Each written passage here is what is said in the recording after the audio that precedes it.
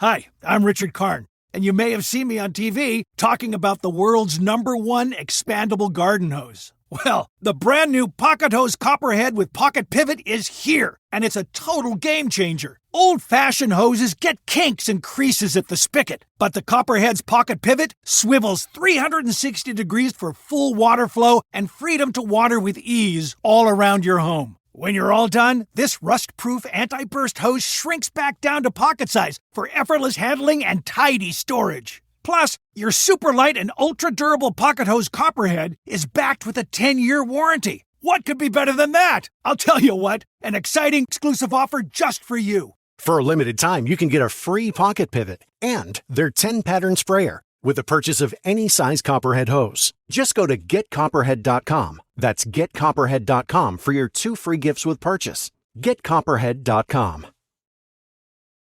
All right, welcome to Con Carne. I'm James Van Ostel. Con Carne is presented by Alex Ross Art. Alex Ross, one of the all-time legends in comics and graphic novels. If you've never seen Alex Ross's work, go to alexrossart.com. See how he transforms these DC and Marvel superheroes and villains into characters you believe are real. Characters you believe could walk into Dante's Pizza off of Armitage Avenue in Chicago. That's how lifelike his work is. And Alex Ross has a YouTube page. He'd like you to subscribe, and here's Alex to tell you about that.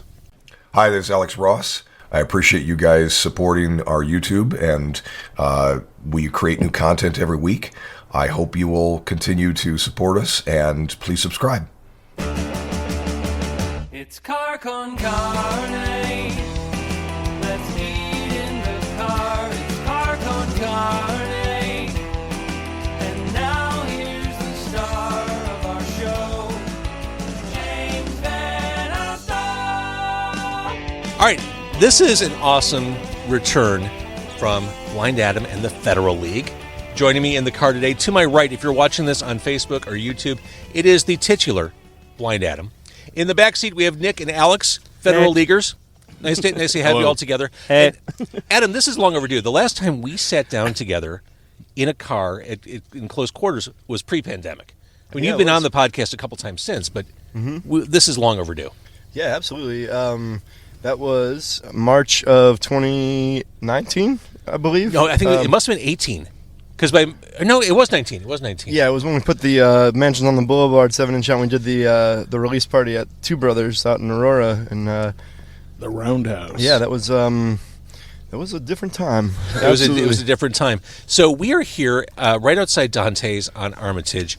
You said, you know what, if we're going to go for food, we should go to Dante's. You have a history with this place. I have a history. I've been to this place for this podcast half dozen times. It's amazing. But why did you pick Dante's?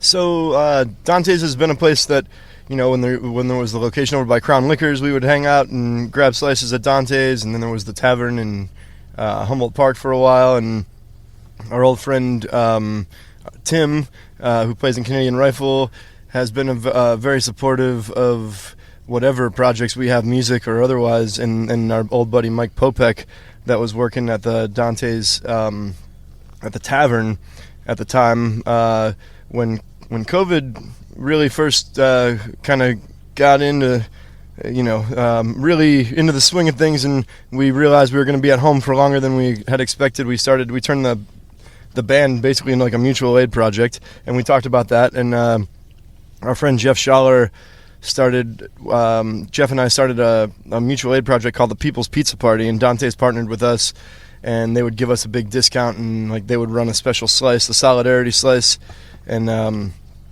funds from that would go towards the project, and we would bring pizza and like survival supplies to folks that were living in the homeless encampments around like the northwest side of Chicago primarily, and we did that for a little over 2 years, almost every single week.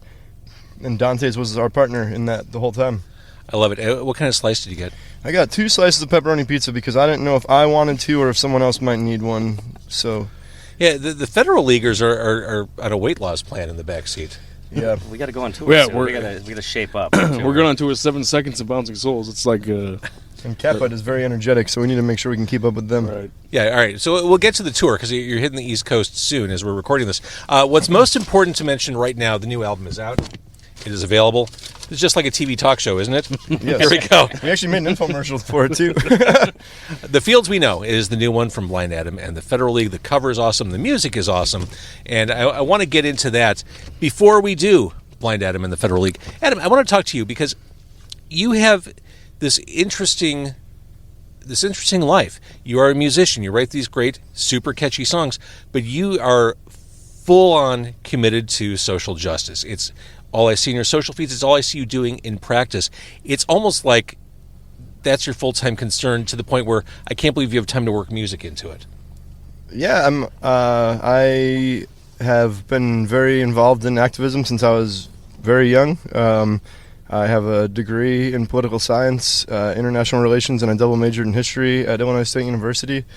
And I consider myself my personal political philosophy. I would say I'm an anarcho-socialist, and I've done a lot of time thinking about that and reading about that and ideas. Now, I'm going to stop you there because Sure. I don't know if I really know what that means, and I think people watching or listening might hear that. And that might be a scary thing to hear. Like, what is an anarcho-socialist? So, anarchist political philosophy, I think, is very greatly misunderstood. People think of anarchy as, like, chaos and disorder. And This is anarchy. Yeah, and anarchy... I think of it as, okay, let's go to Dante's and light it on fire. Absolutely not. Dante, more of an anarchist philosophy about Dante's would be, let's not have a single owner. Let's make the workers... co-equal, have a democratic ownership process. No, basically you can get rid of hierarchy, use consensus building, problem solving strategies, and support community with mutual aid and community defense rather than rely on systems that continue to fail us anyway. And you'd see in any major disaster anywhere over the last 100 years, any big labor movement, civil rights movement, whatever it might be, feminist movements for queer liberation, whatever, there's always the people that are really pushing it are usually anarchists and socialists and people that have really done a lot of time thinking about why things are the way they are and how to build the kind of world that we would like to live in. How to live in a world where people aren't suffering needlessly. For the federal leaguers in the back seat, are these topics an equal passion point for you? I mean, obviously you're on board with Adam, but I mean, are you passionate about causes, community service, supporting? Oh yeah, 100%. I mean, don't have the time as much, or not, I wouldn't say time, but during 2020 was, a lot easier with, not working to be able to be in the streets and support, all the uprisings that were going on or, any sort of protest movement or, anything of that nature, but still definitely prescribe to everything that Adam just said. Like, as an adult, my entire life has been crisis after crisis Sure. after crisis. And how do we make it stop? Like, it's not about me personally. I'm a middle-class white dude, right? But I have empathy, and I care about my community. I care about people that don't have what I have, who didn't have the education I have. Like, we all should be able to have equal opportunities to do the things that we want to do in life, whether that's pursuing art, like we do, whether that's, being an educator, whatever it is. Just being able to go to the doctor. Being able to go to the doctor. Like, we can't. Like, honestly, I need to get my tooth pulled, and I can't because and the more you it's look going to into cost me $1,200. The more you look into it, too, it makes no sense to me that people have a kind of negative outlook on it. You want everyone to exist and to do what they want to do and be healthy and be safe and be cordial and friendly, and it's, it just makes sense overall as Right. a kind of a way to view your life or a way to, live your life. And just a sidetrack real quick. We can help with the tooth. We can get a bottle of Malort. Listen, I have a car. He's got We'll get a string. We'll tie it around the tooth. And I'll just floor the motherfucker. And Perfect. Yeah. I would love that. I'm here to. That's my socialized health care for you. I'm here to help. But as we talk about these things, it segues perfectly into how the new album, The Fields We Know, begins. The very first words we hear on this album, we may not live long enough to see the world we've been dreaming of. And that's exactly what you were just saying. Yeah, and that was so that was basically paraphrasing a quote from Emmanuel Tortuguita, who was murdered by the Atlanta State Police, the Atlanta Bureau, or the Georgia State Police, Georgia Bureau of Investigation, and or the Atlanta Police in the protest movement to Stop Cop City, which is like a multi-billion-dollar, basically like a militarized police training facility that they're trying to uproot and destroy an ancient old-growth forest that provides a ton of oxygen. It cleans the air. It's a carbon sink. It's one of the most precious natural places in the city of Atlanta, and people are fighting against it. They've voted against it. They've filed petitions against it. They've protested against it. There have been a diversity of tactics used, and you could be sitting on the ground with your hands up and be shot 57 times or 60, however many times, and killed. And one of the things that they said, that Tortuguita said, not like 2 weeks before they died, before they were murdered, was that they may not live long enough to see the world that they're fighting for, but they're going to fight for it anyway, and they've accepted the fact that if you are really in the struggle trying to build that better world, there's a good chance that you will die a revolutionary death. As you have this worldview of we can work to make things better, what do you say to someone who might be cynical or jaded? What would you say to me, who thinks, oh my God, the world is so fucked, I don't see us ever pulling ourselves out of this?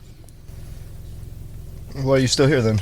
It's very easy to feel defeated. Absolutely. I mean, I do most days. But, you can get together with people you care about and do something that feels important and good. And when you think about your community and you think about what the people around you might need and what you can provide, and then also realize that there are things that you need that you might need to ask for help for and be willing to do that, that is a very simple and not quite thorough definition of mutual aid, but we have to be willing to give what we can and take what we need from people that are willing to give that to us. Back to the song. There's kind of a 90s vibe to this one. They're like, am I hearing that? So Alex and Nick basically, there's a good story about this. When we went to the studio, we recorded with Pete Steinkoff, from the guitar player from the Bouncing Souls, out in Asbury Park, New Jersey. It was really cool. It was a dream come true to work with him, and we showed up and we had most of 7 songs written, sort of. We had stuff that we still needed to finish writing, and they were like, hey, we got music for another one. And I was kind of pissed. I was like, I don't even have lyrics for these 7. We did have a melody though, a little bit. Yeah, and we had a guideline. And then so we set up and played it for Pete, and I was kind of being a sourpuss about it. And sure were. I was like, I don't know about this. We got to finish the other songs. And Pete was like, no, you got to finish all of these plus this one too. This is part of it now. and thanks, Pete. Shout out, Pete. And we did. Always believed in us. And so yeah, Alex and Nick can tell you more about the sound of that song. Specifically, I didn't give the name of the song. It's The Sower. The Sower, yeah. I talked about the lyrics, but I didn't say the name of the song. Again, Here's the album. Well, we got together in my apartment, realizing we need at least 1 or 2 more, just to even if we don't use them, just to have some more ideas for the record. And should we say how it actually came to fruition? I mean, please. Yeah. So we were like, well, the song "Yellow" by Coldplay is a masterpiece. That's why we laughed when you said 90s. Yeah. We're like, how do we make a song like that, but that is also in seriously our style of music? Yeah, no. So in 2020 during the pandemic, I started learning piano again after years of not playing it. And one of the songs I learned through whatever app I had to teach me songs was "Yellow" by Coldplay, and I was like, this song actually fucking rules. This song is legitimately a good song, and we shit on Coldplay so much, as we should, but that song, incredible. And that intro to that song very much so like the intro to Yellow. Kind of. Yeah, Like, so We just wrote the anarchist version. Yeah, it's the guitar bends, the kind of discordant guitar that's just building up the whole time. We're like, that is so cool. Some of the guitar stuff you do in that song reminds me of like My Chemical Romance. Yeah, I mean, yeah. But yeah, so it was taking a lot of influence from songs that we probably never in our entire musical careers have ever taken influence from, and then it turned into this 90s-y skate punk doo-wop, kind of song. And I don't know, I think it worked out. Yeah. I think it worked out great. I think Pete was the one who's like, why don't we just keep changing from double time to halftime the entire song back and forth? I love it. And to me, it's like, it's not quite like jarring, but it's like enough that it's like, oh, now we're going fast again. Cool. I'm gonna go in a circle pit. And oh, now we're slow again. Now we're gonna bop our heads a little bit, and it's And you gotta start an album with a big intro. And just absolutely. having a big intro. I think sequencing is so important when We making thought a lot album. about that one. Oh, yeah. We thought a lot about sequencing with this record. Yeah, you have to, and even the sides on the record make sense to me. The way you split it in half, that's hilarious. But you mentioned doo-wop. That's an interesting thing about Blind Adam and the Federal League. These songs are songs you can sing along to. These are songs that you can sing along to at the bar with your friends. But these aren't like typical sing-along songs. Like lyrically, I kind of like songs that kind of trick you. I mean, we're not like crass. Like No. It's No, like there was we're writing shit crass would write, but we're making it palatable to the common man. Like you could play this shit on the radio if you wanted. They won't, but they could. Well, you're going to play a song when we're all done talking and Adam finishes his multiple slices of pizza. Hell yeah. A song called Before It Gets Better. I worked on the radio for a couple decades. That's a song that could be played on the radio. And that's like a literal doo-wop song. That's the radio song, but that song is still like that. Every song on this record was very like we were very intentional. Excuse me. Thank you, Dante's.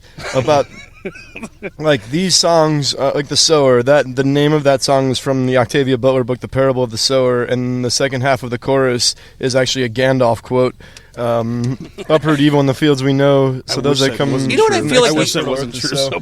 I feel like you guys should do what the Mekons used to do in the 1980s and provide like an appendix. Like liner notes? Yeah, yes. Right. Like, we have liner notes, for all but the yeah, references. like You footnotes. are our liner notes, James. That's like that's why we're doing this. That's right. But yeah, every Meet Me at George Floyd Square is a song that was like we were very intentional about the lyrics on that, and the voiceover in the bridge, Marsha Howard, is one of the coolest activists I've ever met in my life.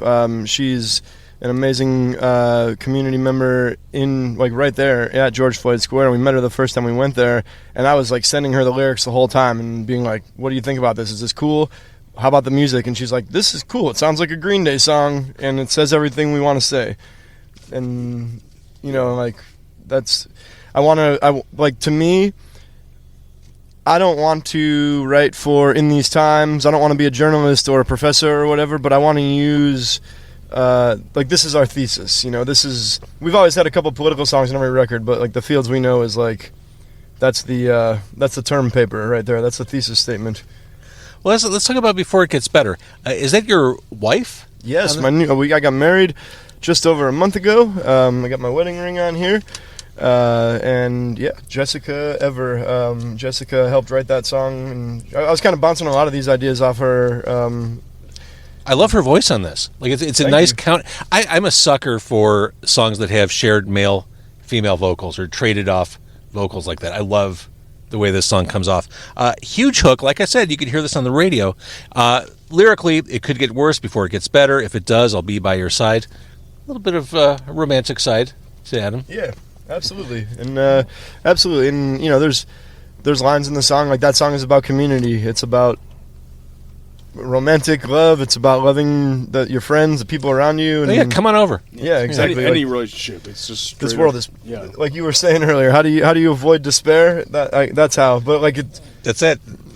And those are keyboards I'm hearing on that sound really good, right? That's Mark Maysfield. Mark is another Asbury, New Jersey guy, Asbury Park, New Jersey, friend of Pete's.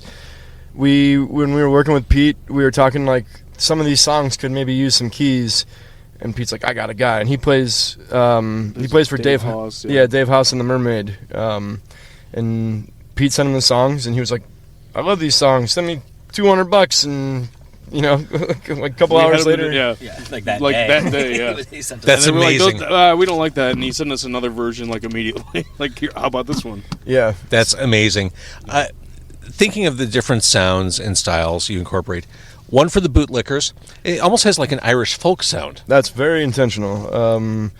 So I grew up, my family is like kind of Irish, a little Polish, South Side Chicago, and I grew up loving Irish rebel music, IRA music, all those songs, solidarity songs for sure, and I love playing that kind of music, and I have a real, the song is called One for the Bootlickers. You go to like a Dropkick Murphys show, and those guys are like, kind of leftist. They put out an anti-fascist Woody Guthrie record about 2 years ago, and they've always been like very pro-union, and a lot of their fans though are like right-wing, like MAGA people, like thin blue line flag waving people, and proud members of the Proud Boys, whatever. And like there's Ken Casey has like gone off on stage and yelled at them and like told them to beat it, and but yeah, like those people don't deserve that music, and that song, I want that song like to appeal to them sonically, and then when they hear the lyrics, I want them to be very upset about it. We Are Everywhere, which is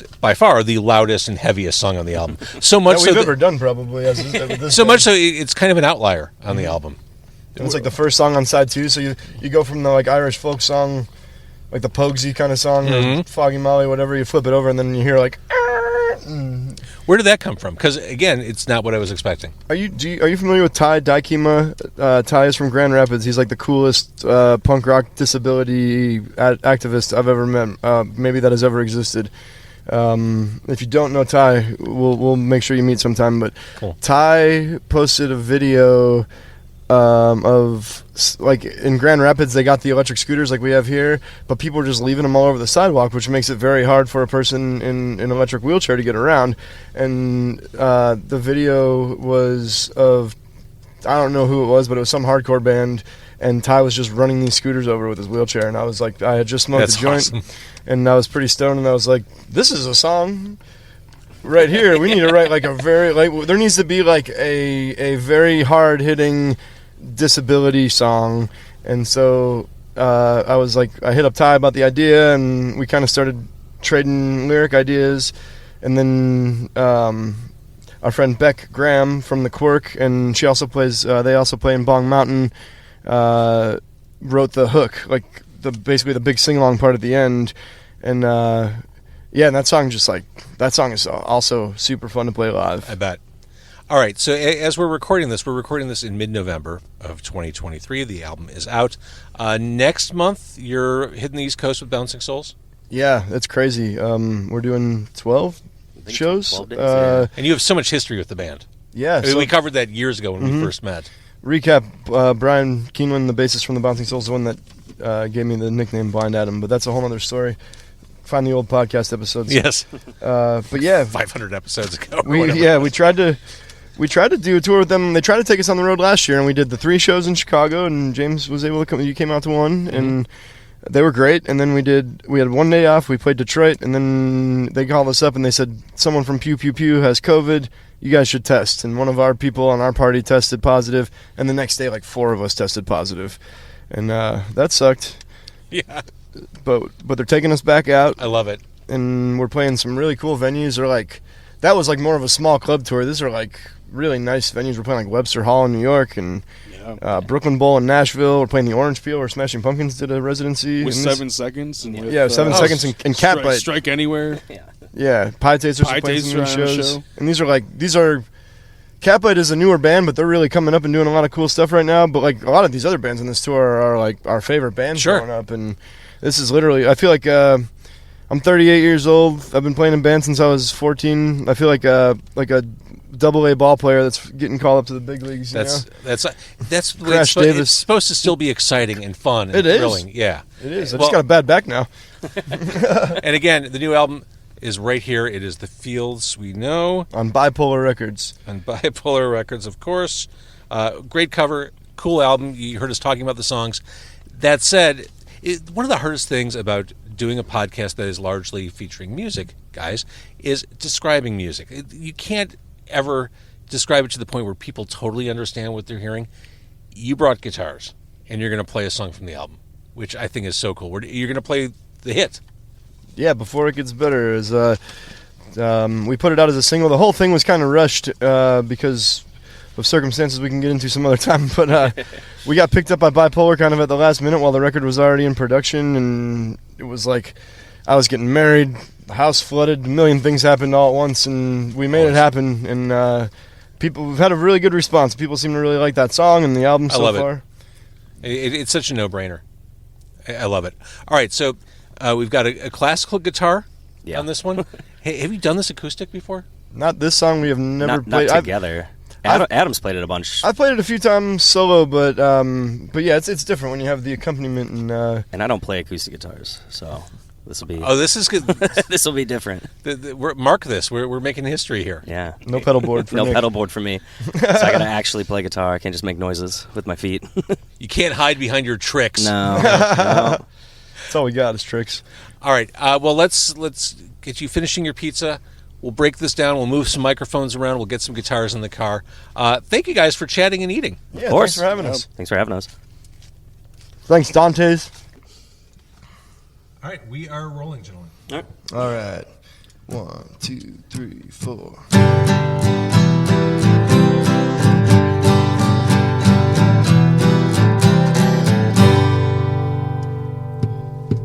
I'll leave my porch light on so when you feel alone, you can come on up to the house.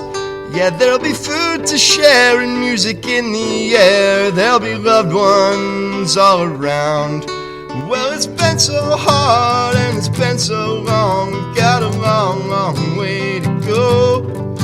I'll be by your side through the darkest night and the brightest tomorrow. It could get worse before it gets better. If it does, I'll be by your side and we'll get through it together. So just dance with me tonight.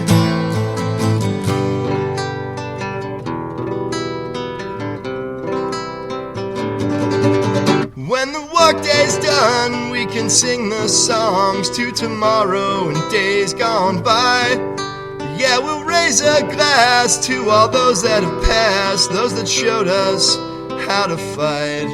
And when the night slows down and our friends clear out, we can turn our song about. I'll put your hand in mine, it may not change the tide, but we'll live a life that makes us proud. It could get worse before it gets better. If it does, I'll be by your side and we'll get through it together. So just dance with me tonight.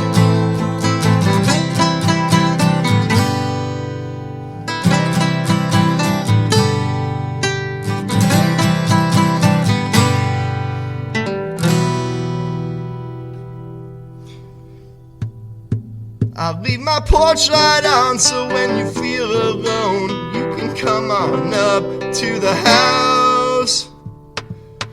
It could get worse before it gets better. If it does, I'll be by your side and we'll get through it together. So just dance with me tonight. Yeah, just dance with me tonight. Yeah, just dance with me tonight. Hey! All right. I think that was all right. I think that was pretty good. That was awesome. Cool. Hell yeah. Nice job, guys. Cool, so Thank you. we'll Thank you for your patience. Yeah.